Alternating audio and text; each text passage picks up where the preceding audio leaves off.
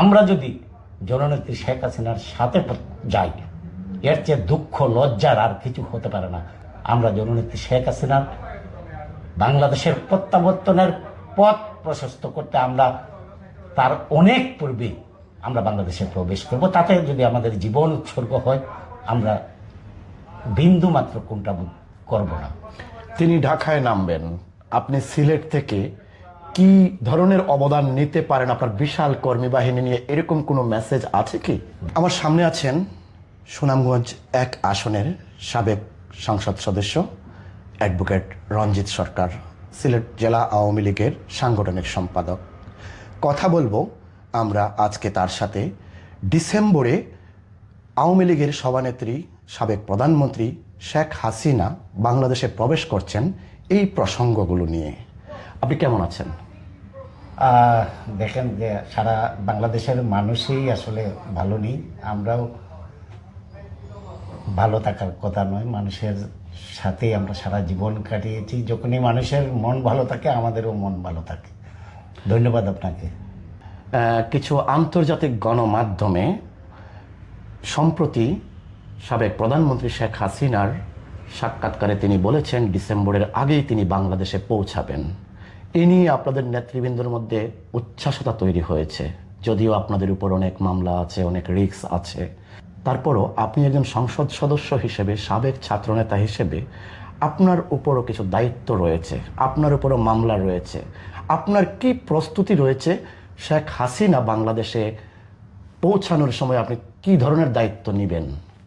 দেখেন, প্রথমেই আপনাকে একটি কথা বলি, আমাদের নেত্রী কিন্তু বাংলাদেশের প্রধানমন্ত্রী, তাও শুধু নয়, তিনি কিন্তু বাংলাদেশের স্থপতি, জাতির পিতা বঙ্গবন্ধুর কন্যা। জননেত্রী শেখ হাসিনা যেহেতু ঘোষণা দিয়েছেন ডিসেম্বরের মধ্যে বাংলাদেশের প্রত্যাবর্তন করবেন, আমরা সেটাকে নির্দেশনা হিসাবেই মেনে আমরা সকলেই যে যেখানে রয়েছি, যে অবস্থায় রয়েছি, সেখান থেকেই আমরা আমাদের সমস্ত প্রস্তুতি গ্রহণ করছি। আমরা অচিরেই যত দ্রুততম সময়ের মধ্যেই আমরা বাংলাদেশে প্রবেশ করব এবং জননেত্রী শেখ হাসিনার স্বদেশ প্রত্যাবর্তনের পথ আমরা প্রশস্ত করব। এই বিষয়টা কতটা সত্য, নাকি আপনারা এটা বরাবরের মতো কিছু একটা রাজনৈতিক গেম নিচ্ছেন? আমি কিন্তু প্রথমেই আপনার কথাটা বলেছি যে আমাদের নেত্রী শুধু বাংলাদেশের প্রধানমন্ত্রী নয়, আমাদের নেত্রী শুধু নয়, তিনি আমাদের বাংলাদেশের স্থপতি, জাতির পিতা বঙ্গবন্ধুর কন্যা। তিনি যা বলেন তা কিন্তু বাস্তবে পরিণত করেন। অতীতেও অসংখ্যবার তার উদাহরণ তিনি সৃষ্টি করেছেন, ভবিষ্যতেও তিনি যা বলেছেন সেটাই চূড়ান্ত হবে, এটাই বাস্তবতা। এবং সেই বাস্তবতার নিরিখেই আমরা নিজেকে প্রস্তুতি গ্রহণ করছি এবং বাংলাদেশের মানুষ দেখবেন ইতিমধ্যেই কিন্তু তাদের অভিব্যক্তি, তাদের মনের কথা এখন কিন্তু প্রকাশ্য দেবালোকে তারা তাদের কথা বলে যাচ্ছে। গতকালও আপনারা দেখেছেন ছোট বাচ্চারা যারা এসএসসি পরীক্ষা দিচ্ছে, তাদের কণ্ঠ থেকে উচ্চারিত হচ্ছে যে আমরা আগেই ভালো ছিলাম, আমরা ভুল করেছি জননেত্রী শেখ হাসিনার বিরুদ্ধে লেগে। আমরা জননেত্রী শেখ হাসিনাকে বাংলাদেশে প্রত্যাবর্তন করাতে চাই। সেটা কিন্তু আমার কথা নয়, সাধারণ কোমলমতি ছাত্রছাত্রী যাদেরকে তারা মেটিকুলাস ডিজাইন ষড়যন্ত্র করে তাদেরকে ধোঁকার মাধ্যমে তাদেরকে বোকা বানিয়েছিল, আজকে তারা কিন্তু তাদের সেই পরিবর্তন এসেছে, বঙ্গবন্ধুর কন্যার প্রতি আস্থা তারা ফেরত এসেছে। এবং আমি মনে করি যে বাংলাদেশের সমস্ত খেটে খাওয়া মানুষ প্রস্তুতি গ্রহণ করেছে। আমরাও দ্রুততম সময়ের মধ্যে বাংলাদেশে প্রবেশ করে জননেত্রীর স্বদেশ প্রত্যাবর্তনের পথ আমরা প্রশস্ত করব। তিনি সাবেক প্রধানমন্ত্রী, তিনি বর্তমান বাংলাদেশ আইন অনুযায়ী তিনি দণ্ডিত রয়েছেন, তার উপরে ফাঁসির রায় হয়েছে। তিনি কি সেই ফাঁসির কাস্টডিতে যদি কোনো অবস্থায় সেখানে যদি তাকে চলে যেতে হয়, তখন আপনারা কি করবেন বা আপনাদের আওয়ামী লীগের কি করার আছে? আমি প্রথমেই আপনাকে বলি যে যারা আজকে বাংলাদেশের শাসন ক্ষমতায় রয়েছে, আমি তাদেরকে সরকার বলি না, এই কারণেই বলি না যে তারা কোনোভাবেই কোনো বৈধ পন্থায় বাংলাদেশের রাষ্ট্র ক্ষমতায় আসন হয় নাই। মেটিকুলাস ডিজাইন ষড়যন্ত্রের মাধ্যমে সুদে ইউনুস একটি জঙ্গি বাহিনীর মাধ্যমে বাংলাদেশের রাষ্ট্র ক্ষমতা দখল করেছে এবং সেই সুদে ইউনুসের যে পাতানো নির্বাচন, যেটা ফ্যাসিস্ট আমাদেরকে বলে তারা সর্বোত্তম ফ্যাসিস্ট, তারা অবৈধ পন্থায় একটা বাগবাটোয়ারের মধ্যে সেই নির্বাচিত হয়েছে, সেই নির্বাচন অবৈধ। তাদের আদেশ, যতগুলো আদেশ অর্ডিন্যান্স রয়েছে প্রত্যেকটি অবৈধ। আর রাজনীতির পথ ছোলা কখনোই মসৃণ ছিল না। রাজনীতির পিচ্ছিল রাস্তায় আমরা সারা জীবন পথ চলেছি।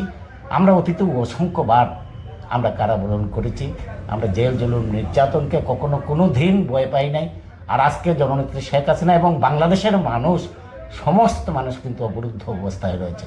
তাদেরকে মুক্ত করার দায়িত্ব কিন্তু আমরা যারা বঙ্গবন্ধুর আদর্শকে ধারণ করি, আমরা যারা জননেত্রী শেখ হাসিনার কর্মী, বাংলাদেশের মানুষ আমাদের কাছে অনেক কিছু প্রত্যাশা করে। আমরা তাদের প্রত্যাশা পূরণে কিন্তু দীর্ঘ 2 বছর আমরা ব্যর্থতার পরিচয় দিয়েছি। আমরা এখন এই লাল সবুজের পতাকা, বাংলাদেশ নামক ভূখণ্ড যারা আমাদেরকে, আমাদের পূর্বসূরীরা আমাদের কাছে উপহার দিয়েছিল, তার সমুন্নত রাখতে আমাদের যদি জীবন উৎসর্গ করতে হয়, আমরা তাতেও কুণ্ঠাবোধ করব না। অচিরেই আমরা বাংলাদেশে প্রবেশ করব। আপনার রয়েছে বিশাল কর্মীবহর, সিলেট শহরে বলেন, সিলেট জেলাতে বলেন বা সুনামগঞ্জে বলেন। তো আপনিও কি শেখ হাসিনার সাথেই একই দিনে প্রবেশ করবেন লন্ডন থেকে, নাকি আগপিছ হতে পারে? দেখেন, আমরা জননেত্রী শেখ হাসিনার কর্মী। আমি কোনো দিন নিজেকে নেতা হিসেবে ভাবিনি। আমরা সারা জীবন রাজপথের কর্মী। জননেত্রী শেখ হাসিনা আমার মতো একজন ক্ষুদ্র কর্মীকে তিনি বাংলাদেশের সর্বোচ্চ আসনে আসীন করেছেন। জাতীয় সংসদ সদস্যর মতো একটি পবিত্র জায়গায় তিনি আমাকে বিশ্বাস রেখে, উনি আস্থা রেখে আমাকে এই পদটিতে আসীন করেছেন। আমরা যদি জননেত্রী শেখ হাসিনার সাথে যাই, এর চেয়ে দুঃখ লজ্জার আর কিছু হতে পারে না। আমরা জননেত্রী শেখ হাসিনার বাংলাদেশের প্রত্যাবর্তনের পথ প্রশস্ত করতে আমরা তার অনেক পূর্বেই আমরা বাংলাদেশে প্রবেশ করব। তাতে যদি আমাদের জীবন উৎসর্গ হয়, আমরা বিন্দু মাত্র কুণ্ঠাবোধ করব না। তিনি ঢাকায় নামবেন, আপনি সিলেট থেকে কি ধরনের অবদান নিতে পারেন আপনার বিশাল কর্মী বাহিনী নিয়ে, এরকম কোনো মেসেজ আছে কি? দেখেন, আমরা সর্বোচ্চ প্রস্তুতি নিয়ে আমরা কিন্তু জননেত্রী শেখ হাসিনার সেই প্রত্যাবর্তনে আমরা স্বাগত জানাতে যাব। আমি সংখ্যা আপনাকে বলতে চাই না, শুধু এটুকু বলি যে আমার সারা জীবন রাজনীতি কিন্তু সিলেট শহরে। সেখানেই আমি ছাত্রলীগের ছায়াতলে সমবেত হয়েছিলাম। সমস্ত সিলেটবাসীর পাশাপাশি আমার নির্বাচনী এলাকা সুনামগঞ্জ থেকে আমরা সর্বোচ্চ সংখ্যক মানুষ নিয়ে আমরা বাংলাদেশের বিমানবন্দরে আমরা উপস্থিত থাকব, এটুকু আপনাকে আমরা বলতে পারি। সেটা কি ঢাকা বিমানবন্দরে? ঢাকা বিমানবন্দরে অবশ্যই জননেত্রী শেখ হাসিনা যে পথে যাবেন সেই পথেই আমরা দাবিত হব। আপনার উপর অনেক মামলা আছে, তার আগে যদি আপনি অ্যারেস্ট হন বা আপনি কারাগারে থাকেন, সেটা কিভাবে করবেন?